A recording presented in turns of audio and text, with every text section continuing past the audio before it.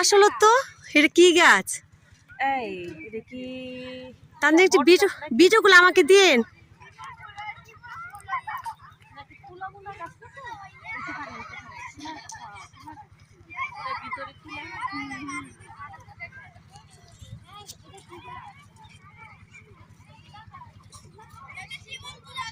শিমুল তুলা গাছ নাকি এটা? ওরা একদম নৌকা দিয়ে যাচ্ছে, এইটা নাকি শিমুল তুলা গাছ বললো। সূর্যটা অনেক ভালো লাগছে।